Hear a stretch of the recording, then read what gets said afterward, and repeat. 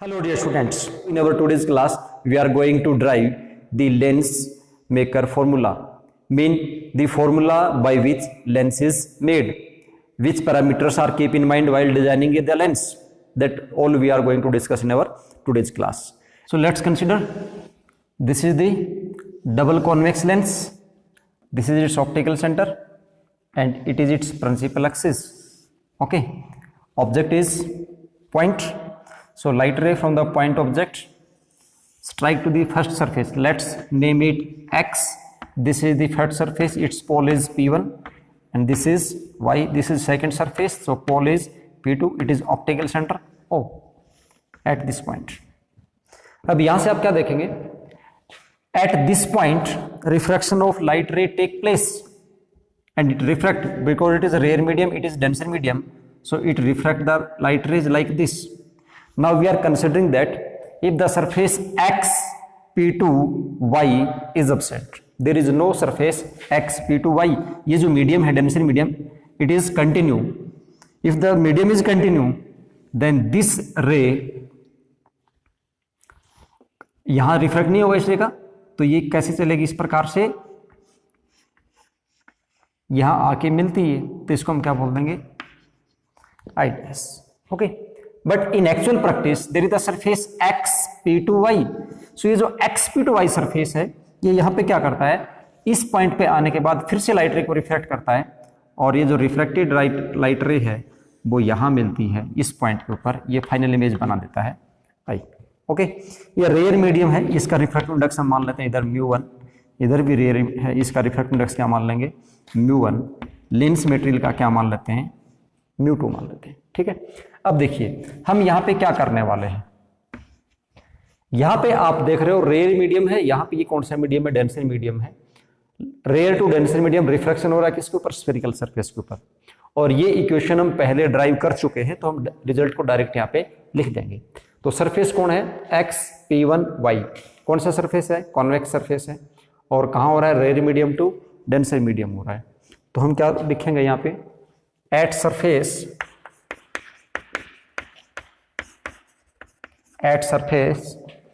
X P1Y refraction is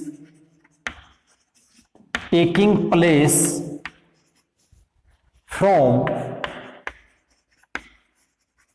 rare medium to denser medium. Rare to denser हो रहा है, और रेयर टू डेंसर मीडियम की equation क्या होती है? वो होती है μ1 divided by minus u plus μ2 divided by v is equal to μ2 minus μ1 divided by r. ये इक्वेशन होती है. अब यहाँ पे आपको थोड़ा सा केयरफुल रहने की जरूरत है. देखिए क्या है, ये ऑब्जेक्ट है तो ये डिस्टेंस क्या हो गई? हम सभी के सभी डिस्टेंस यहाँ से लेके चल रहे हैं. ठीक है, थिन लेंस है मतलब P1 P2 और O नियरली सेम पॉइंट है, ऐसे कंसिडर कर लेते हैं. और यहां से लेके यहां तक ये जो डिस्टेंस है इसको मैं V डैश बोल दूं, और ये जो डिस्टेंस है यहां से लेकर यहां तक इसको मैं क्या बोल दूं? V बोल दूं. अब ये जो सरफेस है ये इसका रेडियस ऑफ कर्वेचर आएगा, वो आएगा यहाँ से लेकर, सपोज करो मैं इसको ये इसका फोकस है, ये इसका क्या हो जाएगा? 2f. तो इसका रेडियस ऑफ कर्वेचर हमने किधर मान लिया? R2. इसका रेडियस ऑफ कर्वेचर इधर हो जाएगा, और इस सरफेस का जो रेडियस ऑफ कर्वेचर है वो किधर हो जाएगा? इधर हो जाएगा. इसको हम क्या बोल देते हैं? R1. यहाँ तक ले लेते हैं. ओके, ऐसे ले लेते हैं, यहाँ तक ऐसे होने वाला है.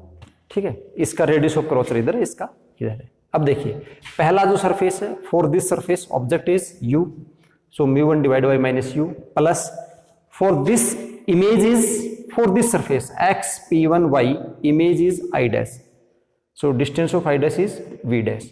सो here we write v dash and radius of curvature this surface is R1, so here we write it R1. This is equation number 1. Okay, ठीक है. एक्स P2Y सरफेस के लिए क्या है? X P2Y. एक्स P2Y के लिए हम यहां पे देख लें कि लाइट ऐसे आ रही है, कन्वर्जिंग आ रही है, तो इसको सरफेस को क्या फील हो रहा है? For this surface I dash is the object. इस सरफेस के लिए ऑब्जेक्ट कौन है, आई डैश, इमेज कौन है उसकी, आई। तो ये स्टेटमेंट हम यहाँ पे डाल देते हैं पहले, for surface X P two Y I dash is virtual object, virtual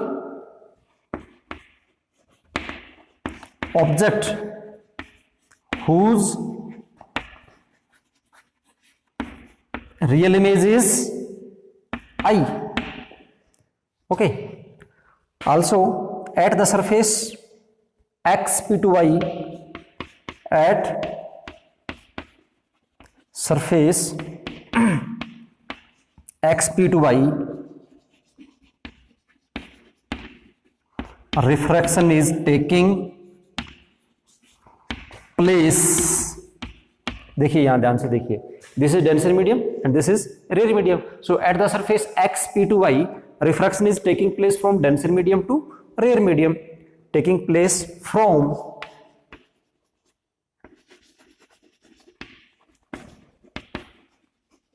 denser to rare medium. And denser to rare medium का इक्वेशन क्या होता है, पहले डायरेक्ट जो इक्वेशन आपको याद है वो लिख लो, म्यू टू डिवाइडेड बाई क्या होता है, minus u plus mu one divided by v is equal to mu one minus mu two divided by R, ये होता है. ठीक है, अब इस सरफेस के लिए आप यू भी देख लीजिए, for this surface object is I dash and it is distance is v dash. So इसको हम क्या लिख देंगे, ऑब्जेक्ट को यू की जगह हम यहाँ पे क्या लिख देंगे, V dash. And for this surface image is I, so image distance is V, ये रेड वाला हमने लिखा है, it is V, mu1 minus mu2 and its radius of curvature is R2, it is R2. This is equation number. यहाँ पे बहुत से बच्चे कंफ्यूजन में रहते हैं. कंफ्यूजन में ये कि जब हमने साइन कन्वेंशन बताया तो आपको ये बताया था कि हर बार आपको साइन कन्वेंशन लगाना होता है, जब भी न्यूमेरिकल सोल्व करोगे तो भी आपको साइन कन्वेंशन अप्लाई करना होता है. तो बच्चे क्या करते हैं, तो यहाँ पे सोचते हैं कि सर जैसे ये था u था, u की जगह हमने v डैश रखा तो हमने साइन कन्वेंशन क्यों नहीं लगाया, यहाँ साइन कन्वेंशन क्यों नहीं लगाया, यहाँ फिर क्यों नहीं लगाया.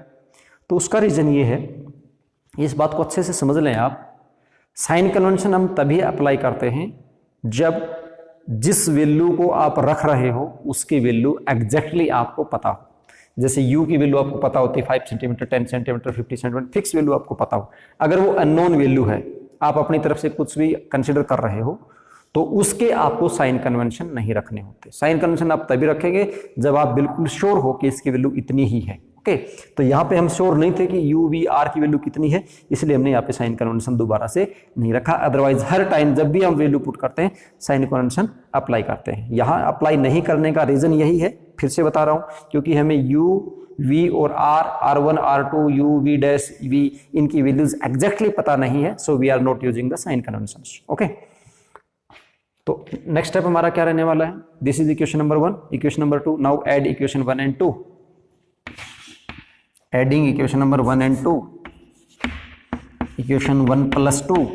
If we add equation 1 and 2, then from this side directly I am adding here. Okay, इसके अंदर हम इसको ऐड करेंगे तो हम यहाँ से क्या देख रहे हैं, mu2 divide by minus V dash और इधर mu2 divide by we dash. तो ये दोनों यहाँ से कैंसिल हो जाएंगे. तो मुझे यहाँ पे डायरेक्ट ऐड करने पे क्या मिलेगा, मुझे मिलेगा mu1 divided by minus u plus mu2 divided by v is equal to mu2 minus mu1, mu2 minus mu1 divide by r1 plus mu1 minus mu2 divided by r2. ये मिलने वाला है. यहां से हम क्या करने वाले हैं, यहाँ क्या हुआ, mu1 by minus u and mu1 by v, ये mu1 था ना, यहां से mu1 हम कॉमन ले लें तो यहाँ पे हमारे पास बचता है 1 upon v minus 1 upon u. यहाँ से mu2 माइनस mu1 कॉमन निकाल लें तो अंदर आपके पास बच गया 1 अपॉन r1. अब यहाँ देखिए mu1 माइनस mu2 है and we are taking mu2 minus mu1 as the common, so यहाँ से माइनस कॉमन निकल जाएगा, ये हो जाएगा 1 बाई r2. ओके, अब क्या हो जाएगा आगे, ये नेक्स्ट स्टेप में आप लिखो 1/v minus 1/u is equal to μ2 minus μ1 divided by μ1 into 1/r1 minus 1/r2 and 1/v minus 1/u। ये क्या होता है, ये फोकस होता है। तो इसको हम क्या लिख सकते हैं, 1 डिवाइड बाई एफ μ2 बाई μ1, क्या लिख देंगे इसको, μ2 by μ1 minus 1 into 1/r1 minus 1/r2। This is our result, this is the lensmaker formula. Okay, μ2 upon μ1 को आप म्यू भी लिख सकते हो, relative refractive index of the lens material with respect to the surrounding. μ2 upon μ1 क्या है, μ21 है, ये μ21 मतलब relative refractive index of lens material with respect to the surrounding. So μ2 divide by μ1 can be written as μ1। तो इसको अगर μ1 लिखेंगे तो रिजल्ट क्या जाएगा, ये इसका ऐसे भी लिख सकते हो 1/f is equal to μ minus 1 into 1/r1 minus 1/r2। ऐसे भी रिजल्ट आ सकता है, बट न्यूमेरिकली जब भी आप यूज करोगे तो आपको यही फॉर्मूला ज्यादा यूज होने वाला है। तो it's better to remember this formula 1/f is equal to μ2 divide by μ1 minus 1 into 1/r1 minus 1/r2। अब देखिए यहाँ से बड़े इंटरेस्टिंग रिजल्ट्स आते हैं, उनको हम डिस्कस करते हैं। ये जो फॉर्मूला हमने ड्राइव किया है, ये ड्राइव किया कॉन्वेक्स के लिए, same formula can be derived for the concave. Okay, तो ये मैटर नहीं करता है कि आप कॉन्वेक्स के लिए कर रहे हो या कॉनकेव के लिए कर रहे हो, और न आपसे फोकस करके पूछा जाएगा कि आप कॉन्वेक्स के लिए करो या कॉनकेव के लिए करो। क्वेश्चन आपसे यही पूछा जाता है, derive lens maker formula. Okay, अब देखिए जो हम लिखते हैं F is equal to R divided by 2, ये हमने किस केस में पढ़ा था, ये पढ़ा था हमने मिरर के लिए। किसके लिए स्टडी किया था, मिरर के लिए। क्या लेंस के ऊपर भी ये एप्लीकेबल होता है, क्या लेंस का अगर आपको, जैसे ये लेंस है, इसका रेडियस ऑफ कर्वेचर दे रखा हो, तो क्या उसका जो फोकस है वो रेडियस ऑफ कर्वेचर के बराबर ही होगा। या मैं ये कहूं कि क्या लेंस के लिए F is equal to R हो सकता है, यस और नो, यस और नो, क्या ऐसा हो सकता है, ये हमें सोचने की जरूरत है। F R के बराबर हो सकता है या नहीं हो सकता। तो वो जितने भी केस है वो सब आप यहां से करोगे। 1/f is equal to μ2 by μ2 divide by μ1 minus 1 is equal to 1/r1 minus 1/r2। तो ये केस ड्राइव करने से पहले हम एक दो केस और समझते हैं, फिर आपको अच्छे से समझ में आ जाएगा। उससे पहले मैं आपको दो केस और बताता हूं। क्या, equi convex lens, equi convex lens. Equi convex lens क्या होता है, जैसे आपको पता है ये डबल कॉन्वेक्स लेंस है। ओके, और डबल कॉन्वेक्स लेंस है तो इक्वी कॉन्वेक्स का कहने का मतलब है, जैसे ये इसका क्या है R1 और इधर क्या है इसका R2। इक्वी कॉन्वेक्स लेंस के लिए R1 is equal to R2 is equal to R होता है, यानी दोनों का जो रेडियस ऑफ कर्वेचर का मैग्नीट्यूड होता है वो सेम होता है। That lens is known as equiconvex lens.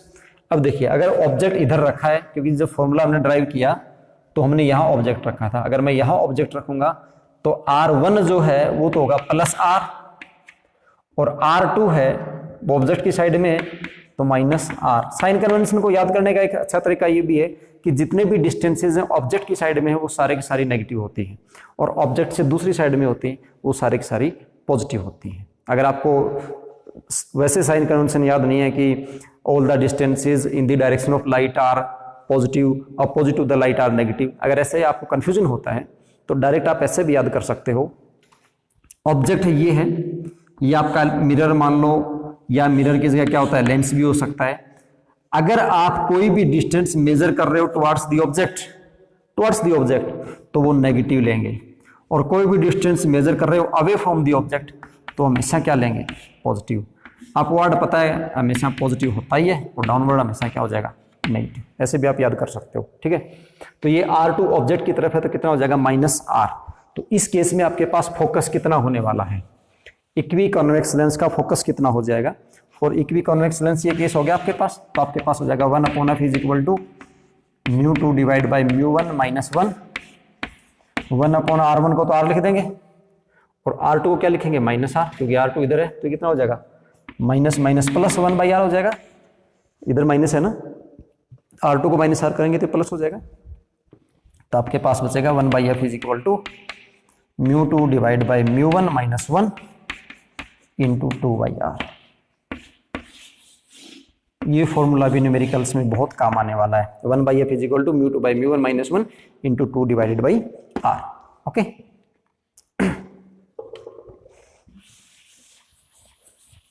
अब देखते हैं इक्वी कॉन्केव लेंस के लिए। फॉर इक्वी कॉन्केव लेंस, देखिए कॉन्केव इक्वी कॉन्केव लेंस के लिए कैसे करेंगे, ये कॉन्केव लेंस होता है, ठीक है, इधर क्या हो जाएगा R1 और ये दूसरा सरफेस है, इधर क्या हो जाएगा R2। ऑब्जेक्ट हमने फर्स्ट सरफेस की तरफ रखा था तो लाइट रेज ऐसे जा रही है, तो हम यहाँ से R1 को मेजर करेंगे तो कितना आएगा माइनस R आएगा, और R2 को मेजर करेंगे तो कितना आएगा प्लस R आएगा according to the sign convention. ये दोनों की दोनों वैल्यू जब हम इस फॉर्मूला में पुट करेंगे तो इस फॉर्मूला में पुट करने के बाद रिजल्ट आएगा हमारे पास 1/F is equal to μ2 divide by μ1 minus 1 divided by minus R1, R1 को क्या लिख देंगे R, और ये भी कितना हो जाएगा R। तो ये रिजल्ट कितना आ गया आपके पास, यहाँ से रिजल्ट आया 1/F is equal to μ2 divide by μ1 minus 1 into minus 2/R into minus 2 divided by R। ये इसके लिए आ जाएगा, ठीक है। अब देखते हैं कि क्या जो F is equal to R/2 था वो लेंस के केस में भी सेम होता है क्या, या इस केस में कुछ अलग रिजल्ट आता है, वो हम करके देखते हैं, ठीक है। और एक स्पेशल केस है ना, वो हम कंसिडर कर लेते हैं। कंसिडर करो if mu is equal to 1.5, mu कितना है 1.5, म्यू मतलब μ2, जो लेंस मटेरियल है उसका रिफ्रैक्टिव इंडेक्स 1.5 है।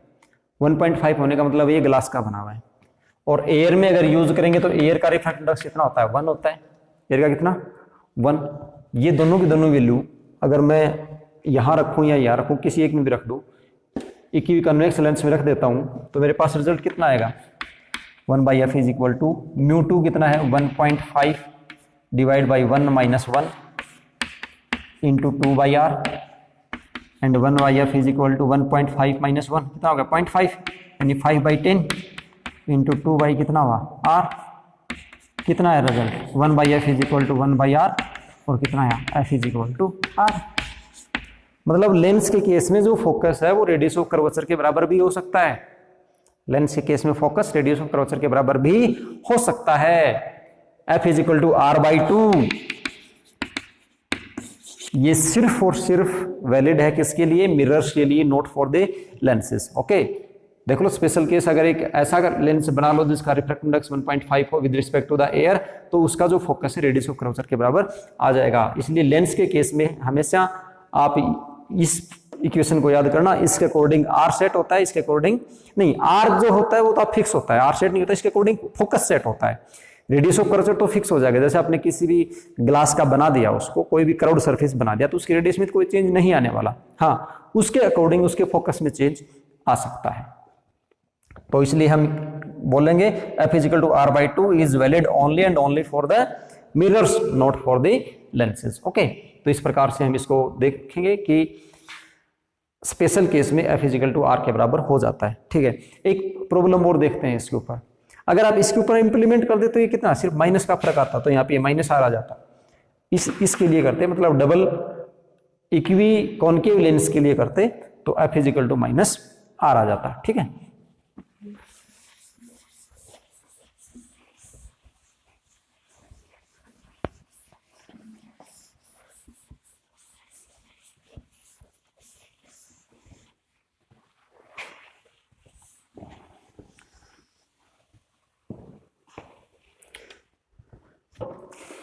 जब इस चैप्टर को हमने स्टार्ट किया था तो चैप्टर को स्टार्ट करने के दौरान आपको ये बताया गया था लेंस के बारे में कि जो लेंस होता है वो हमेशा शेप से सेलेक्ट नहीं होता कि कन्वेक्स है या कॉनकेव है। मतलब शेप देख के हमें डिसाइड कर ही नहीं सकते कि कॉन्वेक्स लेंस है या कॉनकेव लेंस है, ठीक है। उसको अब हम वेरीफाई करेंगे थ्योरेटिकली कि कैसे शेप डजेंट मैटर, मैटर क्या करता है वो हम देखने वाले हैं। मैं डबल कॉन्वेक्स लेंस का एग्जांपल ले लेता हूँ। 1/f इज इक्वल टू आपके पास होता है μ2 divide by μ1 minus 1 into 2/r।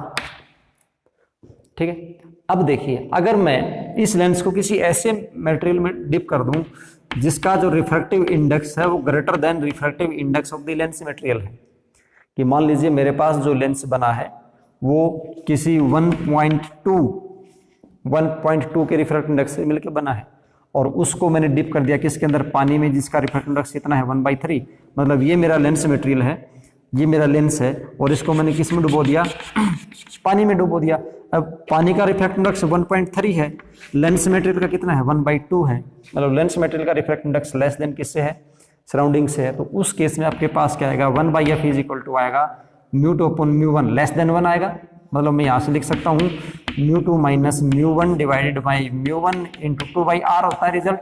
तो ये रिजल्ट क्या आएगा, नेगेटिव। μ2 लेस देन μ1 है, इसका मतलब क्या होगा, μ2 माइनस μ1 इज इक्वल टू क्या रिजल्ट आएगा, नेगेटिव आएगा।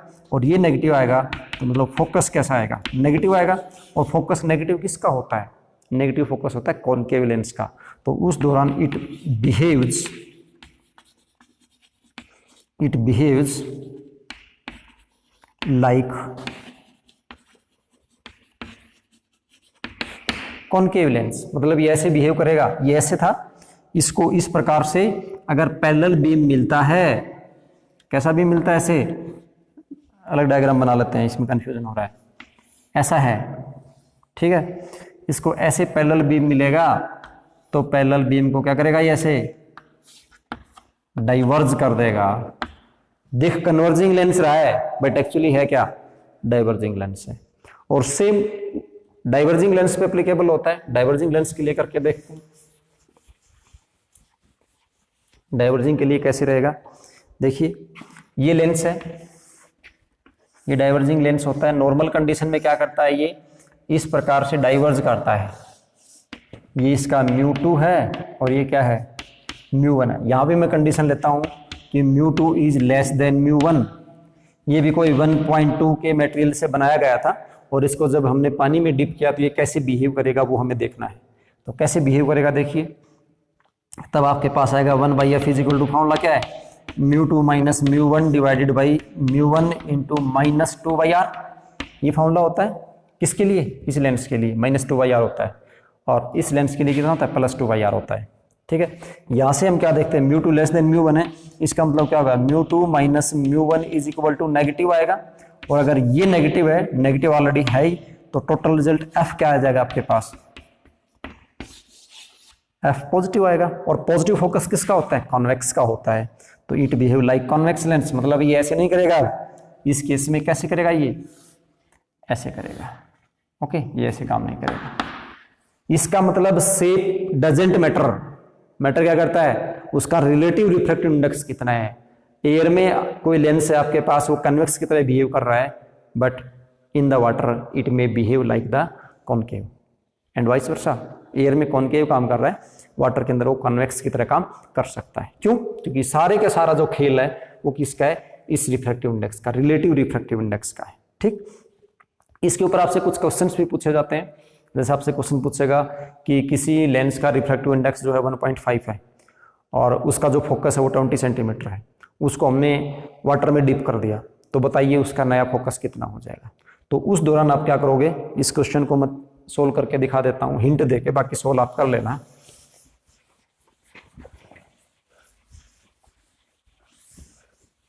कोई भी लेंस है उसको हम ऐसे सोल्व करेंगे। एयर में रिफ्रैक्टिव इंडेक्स आपको पता है एयर का 1 होता है, और वाटर का जो रिफ्रैक्टिव इंडेक्स होता है वो 1.3 होता है।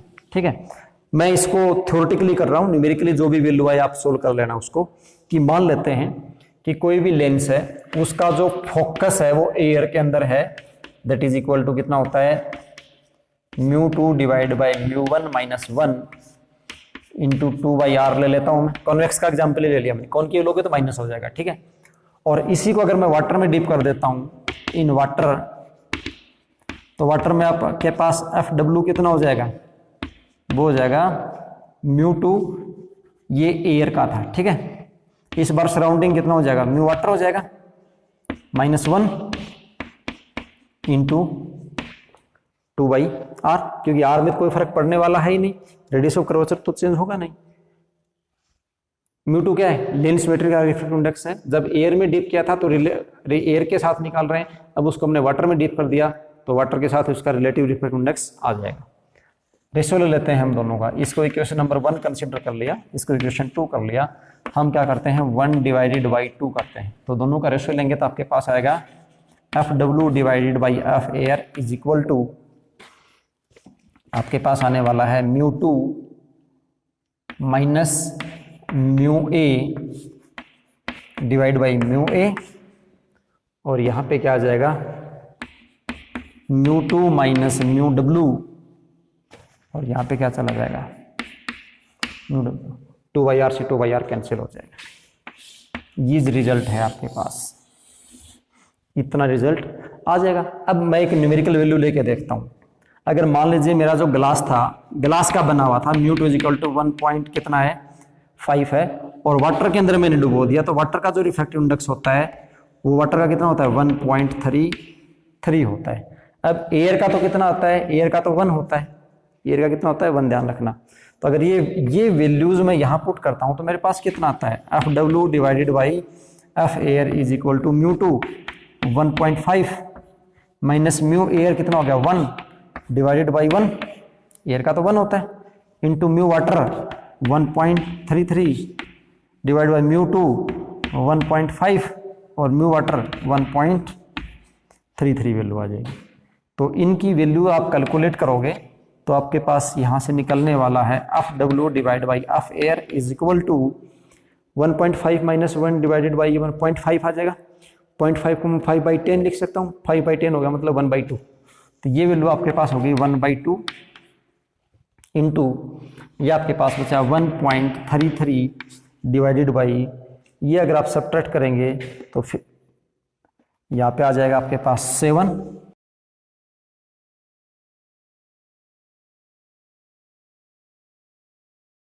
ठीक, इसको आप सोल्व कर लेना, जो भी रिजल्ट आए यहाँ से आपके पास FW कितना आ जाएगा, वो आ जाएगा 133 डिवाइडेड बाई, है ना, और इनटू क्या हो जाएगा F एयर, इतना आ जाएगा वाटर के अंदर। अब इसके ऊपर कुछ और प्रॉब्लम्स हम करते हैं, देखिए वो क्या प्रॉब्लम्स हैं।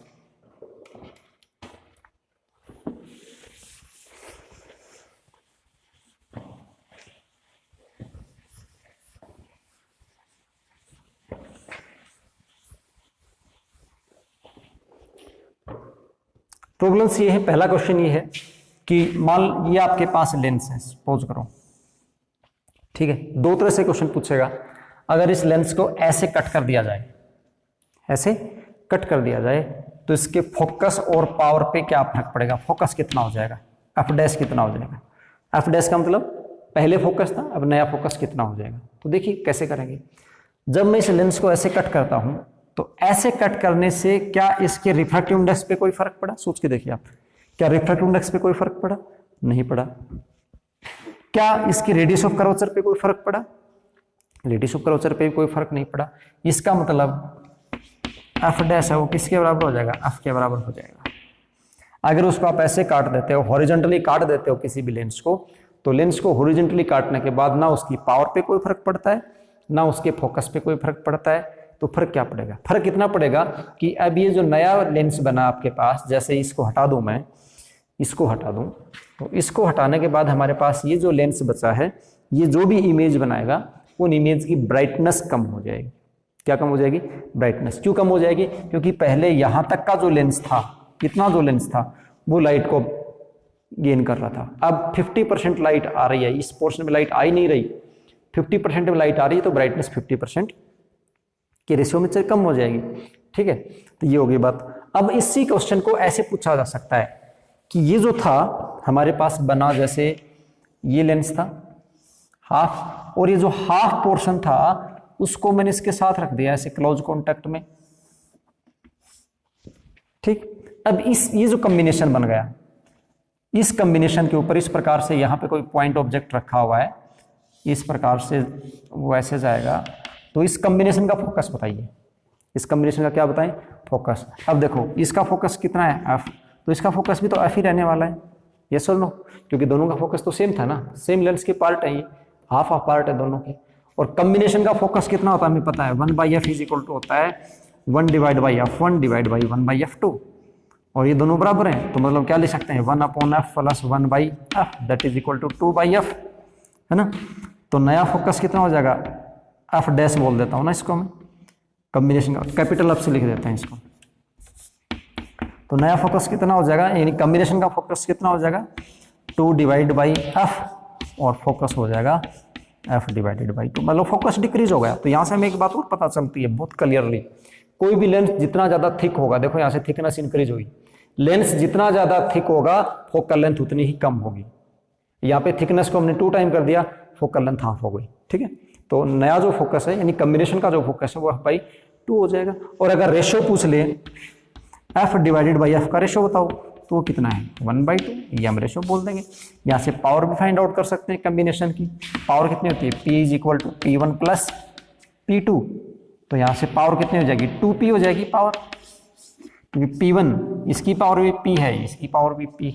ओके, सेकेंड क्वेश्चन इसमें जो पूछा जा सकता है लेंस वाले में से ही, और वो क्वेश्चन क्या आ सकता है, वो कुछ इस तरह से हो सकता है क्वेश्चन कि मान लो ये जो लेंस हमने इस बार तो हॉरिजॉन्टली कट किया है, अगर इस लेंस को, इसी लेंस को इस प्रकार से वर्टिकली कट कर दिया जाए, कैसे कर दे, वर्टिकली। इसको अगर मैं वर्टिकली कट करता हूं तो इसका ये पोर्शन हट जाएगा, यहाँ से वर्टिकली कट करूंगा तो ये कट हो जाएगा यहाँ से, है ना।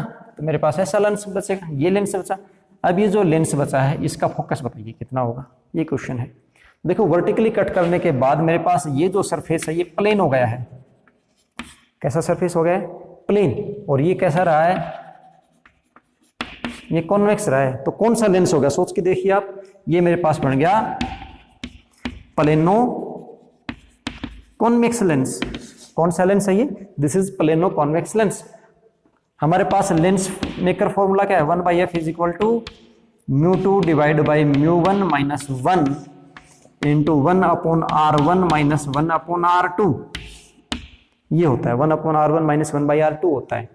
इस केस में अगर मैं यहां देखूं, इस लेंस के ऊपर अगर मैं इसको अप्लाई करूं, तो ये मेरे पास r1 है, इसका क्या रहेगा r2, और प्लेन सरफेस की जो रेडियस होती है वो इन्फिनिटी के ऊपर होती है। प्लेन की रेडियस कहाँ होती है, इन्फिनिटी पे। तो r2 हमारे पास यहाँ पे कितना हुआ, r2 है इन्फिनिटी।